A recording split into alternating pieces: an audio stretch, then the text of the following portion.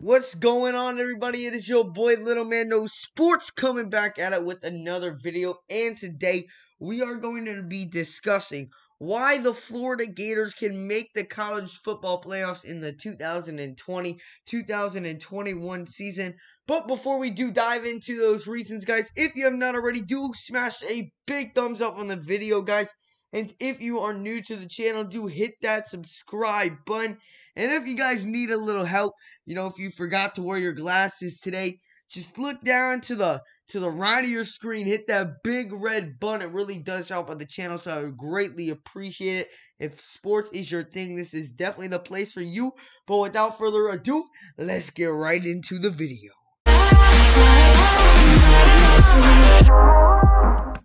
Alright guys, and so what we are going to be doing, first we're going to be giving a few of Florida's most important players that are returning next season, and then we are going to be diving into the Florida schedule. So first, let's dive into some important players. You've got Zachary Carter, a defensive end, and this man is probably the most underrated defensive player at Florida, and I think he's going to have a big impact for them next year. He creates a lot of havoc. He averaged he had 30.5 tackles last year and 4.5 sacks on the season. And then you've got Trayvon Grimes, a wide receiver. And after the Florida Gators did lose a ton of depth in the wide receiver position, they're going to need him to have a great year next year. And his 15 yards per catch last season is only a testament to his explosiveness. And so he is obviously going to have a big impact as well. And then you've got Kyle Pitts, and he's only going to get better.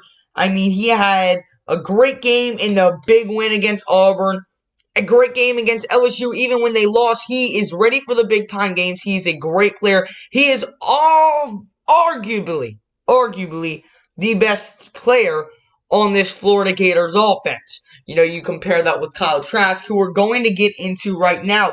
And when you want to talk about Kyle Trask, it was another breed last year as a backup. He was not originally the starter. Obviously, he came in for Felipe Franks in the middle of the Kentucky game, led that comeback win. He ended up playing 11 games in the season. He passed for 2,941 yards, 25 touchdowns, 7 interceptions, which really isn't that bad, 66.9 completion percentage. He also rushed for 4 touchdowns.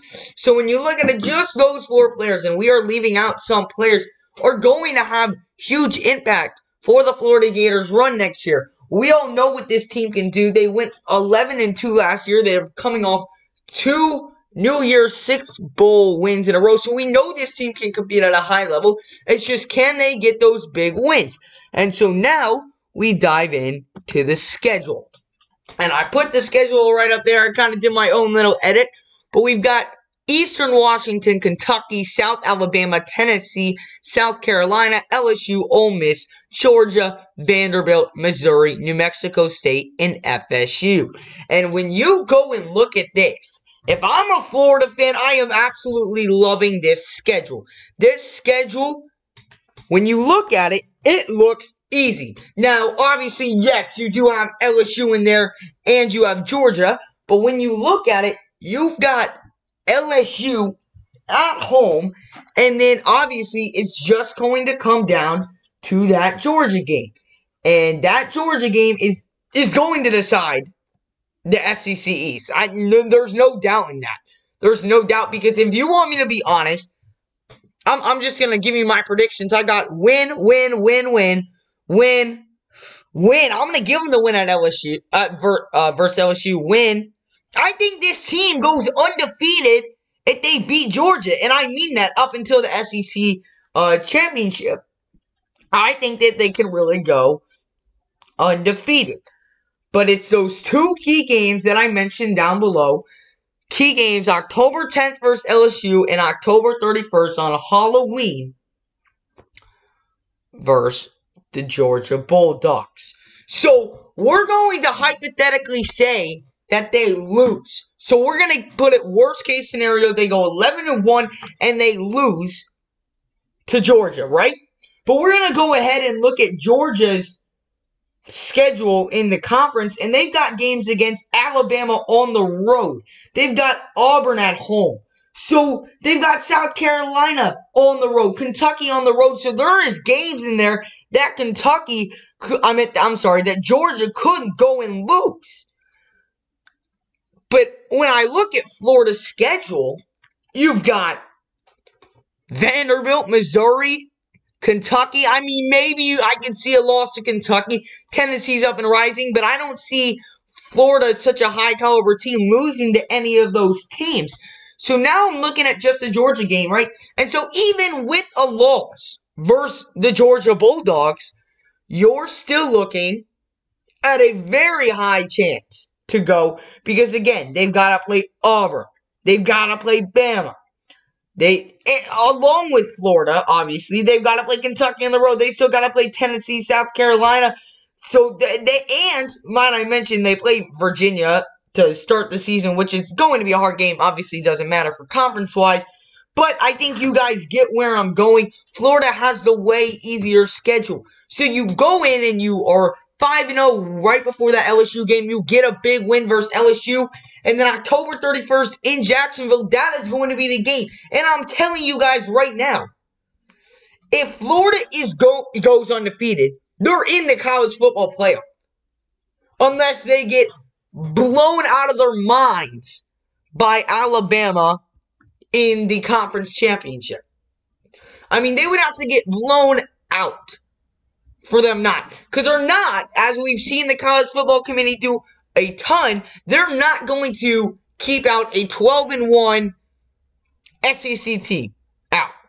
Though they would put Florida in as a one-loss SEC championship runner-up over a Big 12/Oklahoma Big 12 championship winner if they had one loss, because they favor the SEC. And we've all seen the committee do that. So what I'm saying is Florida, not only do they have a great roster coming in, you look at the schedule. Just take a look. The playoff is there for the taking for the Florida Gators this year. It's there. It is right there in front. I'm telling you. I think they're going to pull out the win at LSU. I really do. I think they'll get that by 10. But Georgia, good Lord, I know they haven't beaten Georgia in a while, but they have got to find a way to come to Jacksonville and beat the Georgia. I mean, they do. They have to do it. Because otherwise, the favors aren't as good, and then they're going to have to win the SEC championship, which is going to be extremely hard. But I'm telling you, man, with the schedule they've got, they can pull out these key games against LSU and Georgia. The Gators are going to the playoffs. And if I would have told you back in 2017 after they went 4-7, you might have called me insane.